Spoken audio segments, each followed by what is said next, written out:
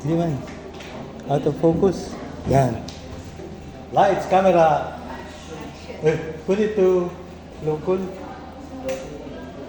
Otherwise, hanggang pan na. Yan. Okay. That one is still sira. Akala ko nag-text ka. Let me see. Okay yan siguro, no? Yes, sir. Sabihin mo kung naglampas ako ha. Sabihin mo, cut. Balik, ha? Kasi baka Multimedia ka. Change course na lang. okay, my God. Kaya mo Reserve lang kayo. There's a button there. Careful, ha? Okay.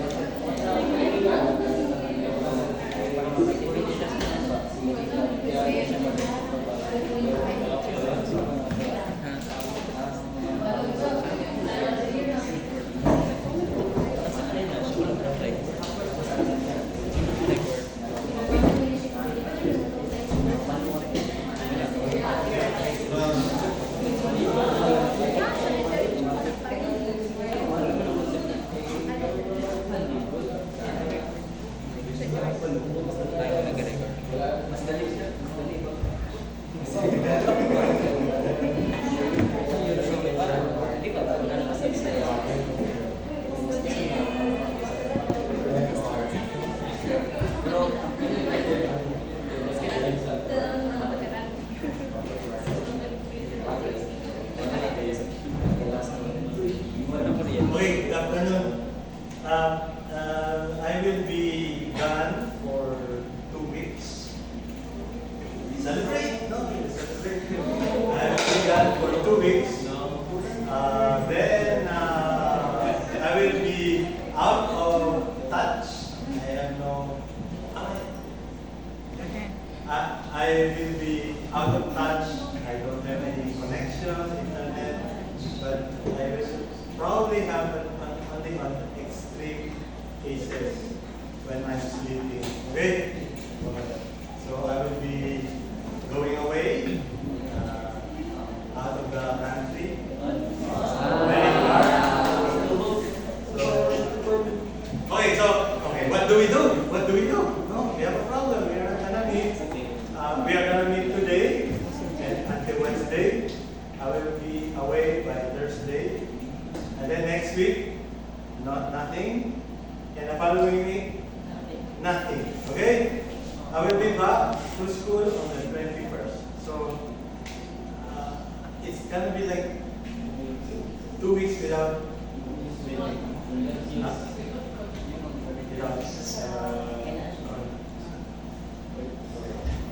So, what do we do? Okay, I have noticed that many of you did not doing the review of literature. Okay, so I checked the assignment, the book that you have read. Out of 40, maybe 14 only say something. So I wrote a note to you, each and everyone who did not. I made sure that I used your first name. Did you? So, but for example, your name is Michael. So I go, hi Michael. I have not received anything, etc. So then the next one is hi Michelle. I made sure that I use your first name because weeks have passed and nothing has been happening. Okay, so it seems to me because of that you need help. Okay, it thinks that you need help on what to do, what to write. Okay, there are some of you who were able to submit something. Yeah, good. There are some of you who submitted 6 items, and there should be some annotation. So this is an example of my own working when I was doing PGS 100. Okay, this is good. Just try to make it like maximum vertical radius. Never mind. Okay, I don't want to show it, but never mind. Okay, so we were required in 1 week or in 2 weeks, I think, to do a review of literature for 30 references. Okay, that's for 2 weeks. You are being required 15 at least for 1 semester.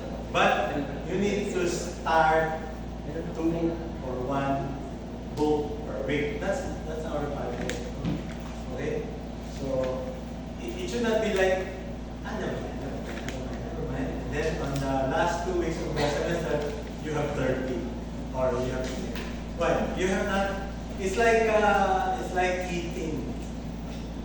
So you eat little by little, 3 meals a day. Because if you don't read a book today, what will happen is that you will be eating 10 times a day for the last 3 days. No? And then it's not gonna work. You're gonna run it into your throat. I'm gonna finish it. I don't know what's happening. So it has to be done gradually. Okay? So we have this exercise. So by the way, I also would like to take this opportunity to somehow talk about research that is being required from you in your other courses. Di ba?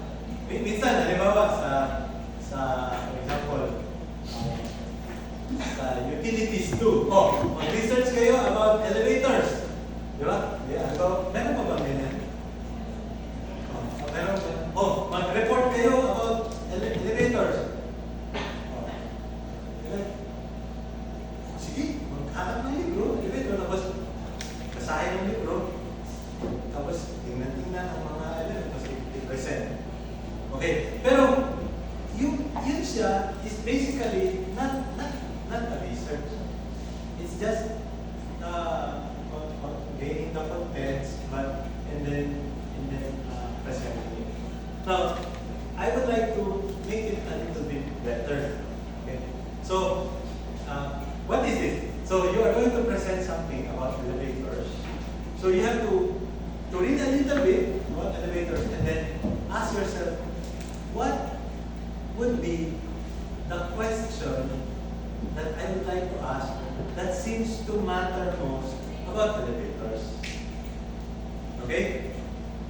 If you are an architect, designer, what would matter most for you to know so that you will incorporate elevators in your building?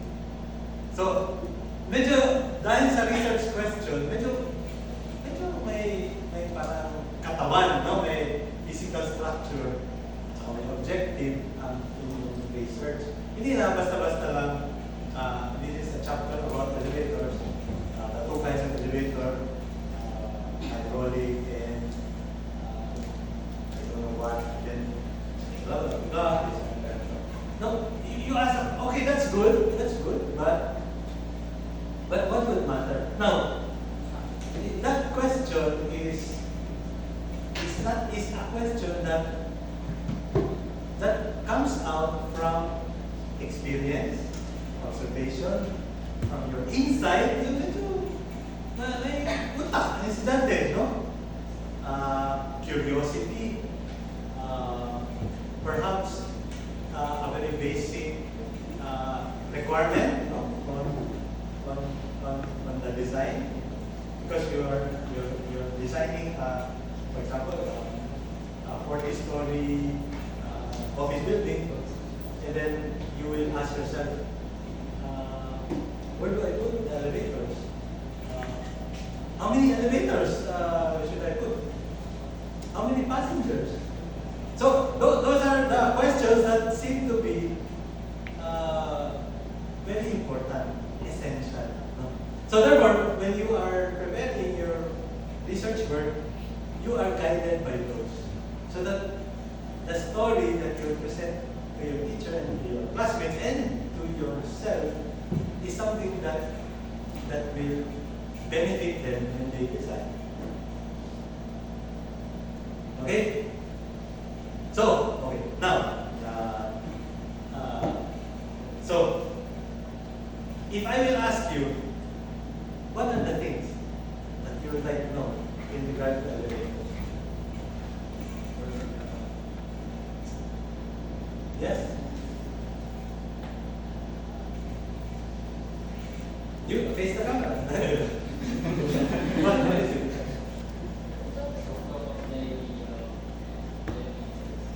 Who invented the elevator?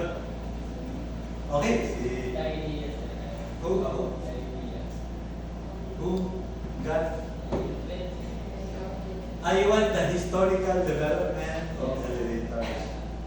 Okay, so from the point of view of that, yeah, siguro, yeah.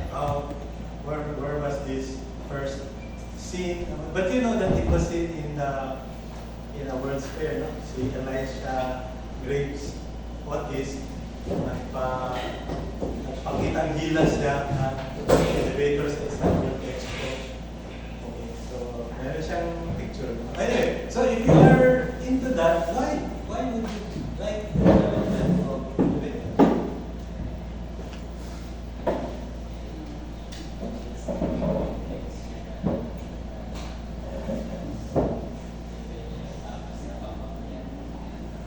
Okay, sige. So, yung sinabi ni Oraya lang, yung gano'n. Big time to. So, yung sinabi ni Mr. Oraya na gusto niya ma-present ang invention, development, and maybe modernization later on of an elevator, that would be a good thing. Okay? But there could be any other things. No? Any other thing. Elevator. What else? Yes? What type of elevator is or are energy efficient? Okay, so consumption of electricity and efficiency. Okay, so efficiency, like, okay, so from the point of view of Mr. CD. CD like C and D? SIDDIC. CD. CD. Parang acidic, ganun. Acidic, yeah. But you're acidic. Yeah. You're not acidic, okay? Sige. Okay, he's more for the efficiency in consumption of electricity. Yes, electricity. Oh.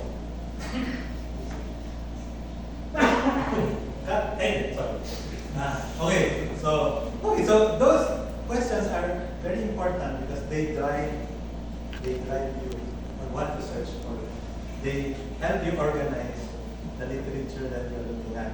So that you will say that this is about the elevator, but it's about maintenance, about the oil, okay, about the cable. I don't like this. Okay? So this one is about the safety mechanisms, like the dumper, the clamp, the governor, not this one. Okay? But this one talks about wattage, consumption, or motor, rating. Ooh, this is something I like. Okay? This one is about, so magkaiba sila ng set of literature. Perhaps you will probably talk about the invention of the elevator and how it consume electricity during that time, but perhaps you and him will coincide, no? There's a common ground between you, but later on, in the refinement of what you're going to study, you will definitely find a different path. Okay? But that question is important. We cannot just get an elevator and then put there anything. There has to be some kind of a focus. Okay, so that is basically what we wanted you to do in your research. Perhaps the reason why, perhaps not, I'm just guessing. Perhaps the reason why you don't have anything there is because you don't have anything. Meaning you don't know. But okay, there has to be. You have to make the first step. Elevators muna. Then general elevators. Blah blah blah. Elevators, elevators. And then based on what you have read, siguro Wikipedia, no? But Wikipedia is not a literature. Okay? It's a gray literature and it's not the AI, the chat, whatever is not the real. You can help, you can ask AI to give you what are the best things to talk about elevator in regard to architectural design. And maybe you can ask ChatGPT and then, in 2 seconds, 1 second, ChatGPT has an answer. You can start with there, and then you go to the library and then further expand. But you need to get that first step, madam and sir. No one will make that first step, first small step. No one can do that for you. Not even me, but you. No? Ganyan. Okay? Ikaw talaga. Aminin mo yan. Okay?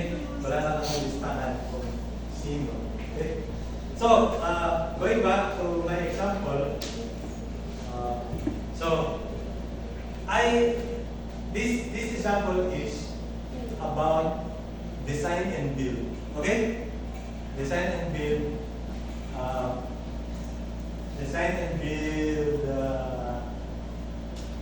Literature. Okay, so this is not architectural design. Okay, so I just got anything I could get. Okay, so forget about the numbers. Okay, mamaya na yung number. So this is just a 4-column table: author, findings, conclusion, and some notes. Actually, these notes are screenshots. Okay? These are screenshots para I don't need to screenshot. No? So that it will give me an idea of what I saw. Okay? So, but itong si Jackson na ito, ginamitan ko na yan no references. Okay? Okay, so yan na yung citation style when you insert citation. Okay? Parang yan yung parenthetical citation o nilagay ko lang. Okay? So, si Jackson, what did I find?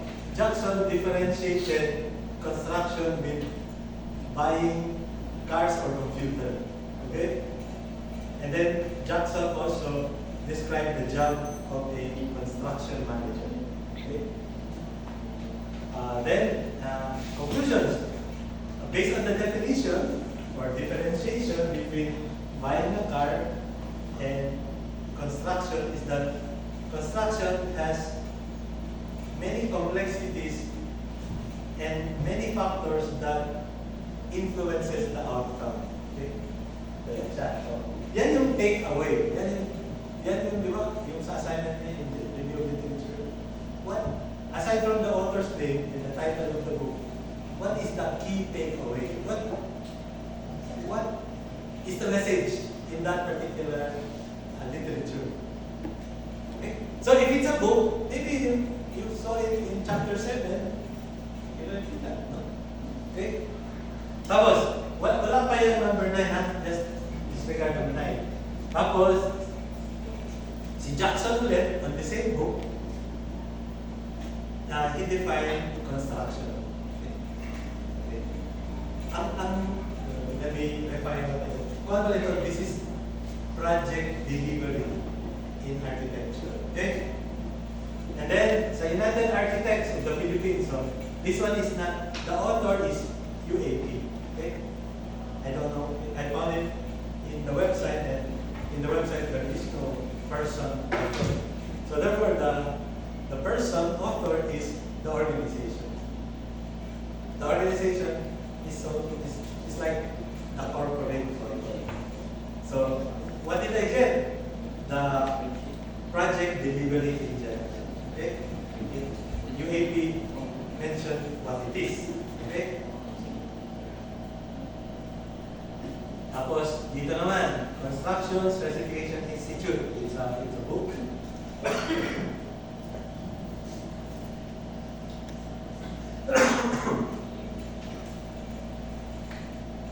Excuse me. Yung video ko sa YouTube, puro, no? Pero, I have already taken 2 sets of antibiotics, and I'm still not dead. Okay, let's see that. Okay, so yan na naman, fundamental IPD, integrated project delivery. Okay. So, yan na, sige, gawa. Okay. Hanap ng hanap. So, sige lang ako lagay dito kung ano yung sa tingin ko relevant. Okay? Si Jackson, napansin nyo, parati siyang smiling. Maraming sinasabi. Kasi si Jackson, siya ang author ng project management na book. So, maraming nakuha ideas sa si Bilbo. Maraming narito sa si Bilbo. Bulik and Bilbo yung Lord of the Rings, no? Meron pala siyang libro, okay? So, review, compare, kaya no? Si Claude, si World Building Design, something. Si Ultraman, si Yashiro, yung iba dito, words talaga, capital. Okay? Si Hakintoy, si Love, no? Si Park, etc. Okay. Now, so what I did was to print this out. Print. Wala na, hindi ganyan. Kasi hindi na that nice. So, I don't know how many pages. All of this. 21 pages. Okay? Sorry, hanggang dito lang. So, hanggang 9 pages. So, i-print ko. Tapos, good thing. Iputol-putol, no? Tapos, itong sinabi ni Jackson, related to sa sinabi ni Peter. Okay? So, parang si Jackson nagsalita, tapos sinagip ni Peter, dinagdagan niya. Nagkaroon na yun ng story, I-guess nyo?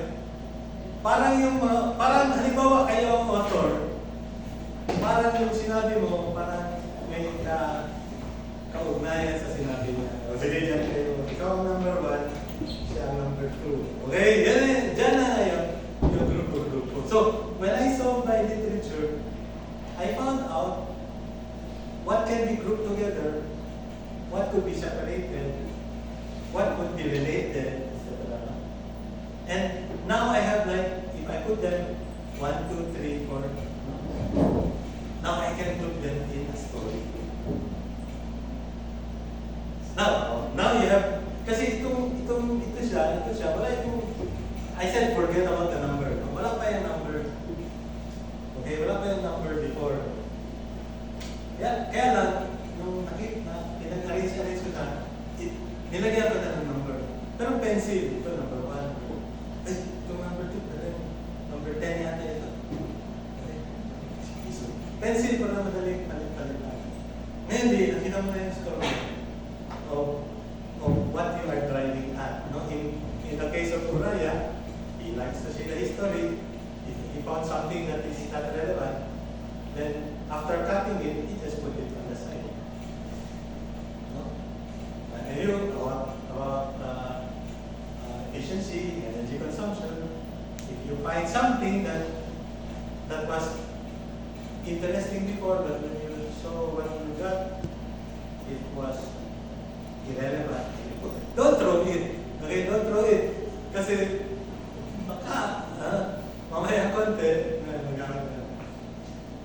And then once you have arranged it, you now have like parts of your paper. So this is the first part, and then the title of that part would be this one, right? And then number 2, another part. That's when I put the number, then I put these numbers here. Okay, now you notice here at the bottom, that is already my assignment. Okay, so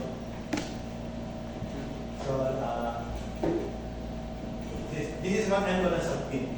Okay, write a story. Ito kasi yung instruction. Write a story out of the 30 references that you search. You are expected to choose research articles that are significantly related to your research topic in preparation for your dissertation. Okay, dissertation is like thesis in PhD, so research. Okay, so ito, and then the title I wrote it after I have written the article. Okay, kasi as the title of it, kasi I wrote the title and then I wrote the body.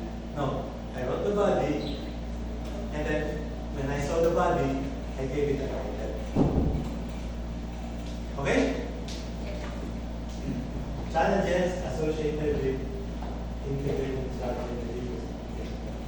So this paper will attempt to quickly. So when you the starting of any section or chapter is an introduction. Right? I think I comment. So there should always be an introductory paragraph in every section or chapter. So we know this is the introductory chapter. Then there's an introductory paragraph. So in order to appreciate the intricacies of IDP, by the way,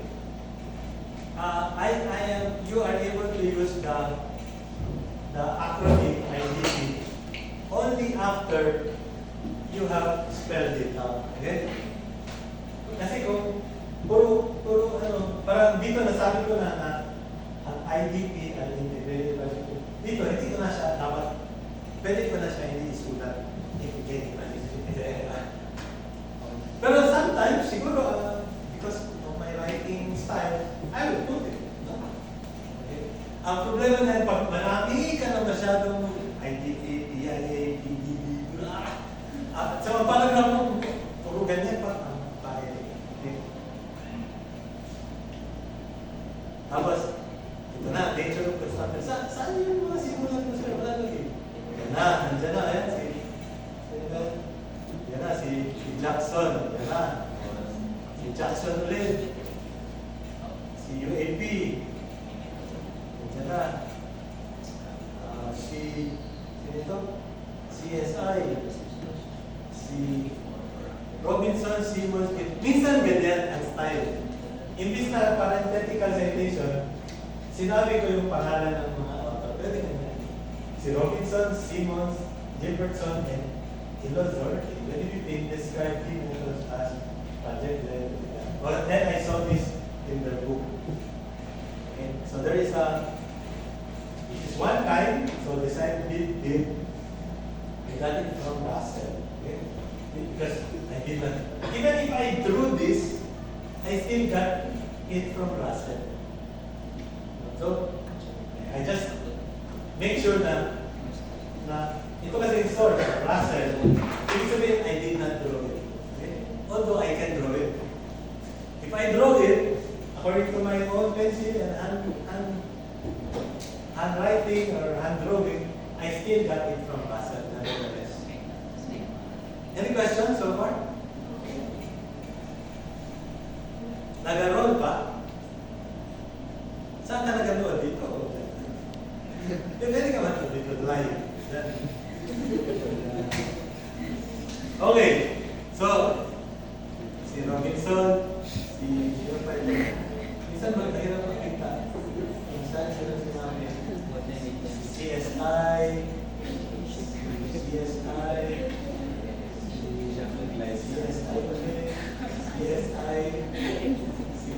ang daming CSI, no? Si Jackson, si Bilbo, si Crow. Views, experiences, and studies.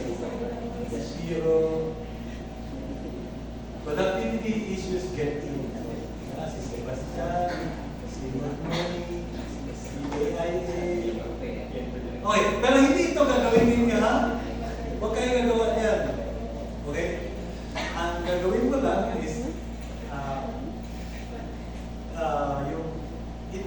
this is happening at the back. Okay? So when you submit, actually sa first exam, ito dapat, I don't know. Basta this is, what is important is, I'm going to tell you, Raya and Cindy, yung question ninyo are valid questions, pero it has nothing to do with the design, architectural design. Okay? I mentioned a while ago, what would be the valid concerns for an architect to know about elevators so that that architect will be able to design and integrate the elevator into the floor plans, into the building design. Well, an architect may be familiar with the history, but I don't know what that history, knowledge of history will have to do when I design. Okay? Don't get mad, okay? But your example is good. You probably, if you are an electrical engineer, perhaps, or you are an kasi consumption of electricity will happen even if you put the elevator in a very inefficient location. Like, why is the elevator very difficult to find? So, for example, questions like, what determines the number of elevators? Okay, that would be or what determines the location? Kasi minsan, when I see, I look at the floor plans, especially in high-rise buildings, the elevator is next to or very close to stairs. Okay, so that would be probably important. And elevator is a vertical transportation and is very related with corridors and circulation spaces. So you those are the things that probably I would like to look at in terms of elevators. Okay, any suggestions? Some questions that you might want to ask in essentially using elevator as part of a building design. Yes. Aside from elevator, what are the alternatives for PWDs for their accessibility when it comes to disaster? Wait, matindi. No, wait. How do the PWD go up and down? Yes, sir, but When that is a disaster. Okay, di ba sir, bawal dito ng elevator. So, isa yung alternative din. Ah, Bawal ako sila mag-stairs. Kaya mag-isip din sila. So, okay, sige. Sige. But you are not talking about. This is not a topic on elevators. This is a topic on safety of people with disabilities. So that's. Sige na lang. Let's pick that up. No? So, in a hospital, for example, patients, or elderly, confined. What happens during disaster like what sort of disaster? Like earthquakes. Okay, let me first unpack what do you mean by disaster? General, sir. Yeah, but because Or specific. are all earthquakes disaster? When there's an earthquake, is that a disaster? Not, sir. When it comes to when there is structural damage, sir. Okay, so earthquake per se does not equal to disaster. Okay? So kasi the way you ask a question when in times of disaster, parang kasi ang disaster, if you, I attended a disaster seminar, define niya ang disaster. Disaster is the massive, community-wide, like the entire community or a large number of people have been affected and cannot operate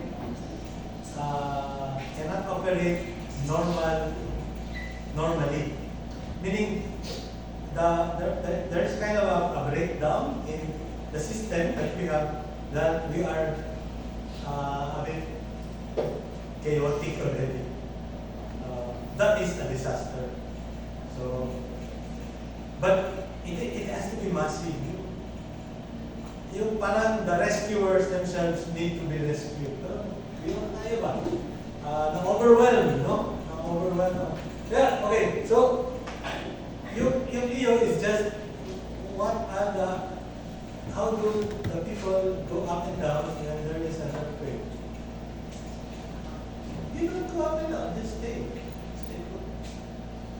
When there's an earthquake, just stay. When the earthquake stops, watch TV. The tendency for us when there's an earthquake is we want to go away, di ba? Because this building is gonna collapse, you know that.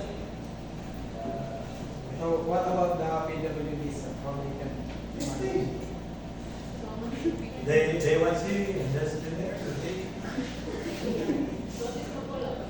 Huh? Ang building. But do you know that many people are injured during the evacuation? I don't know. So the buildings are so lousy that every time there's an earthquake, they go away. So you have to design a good building.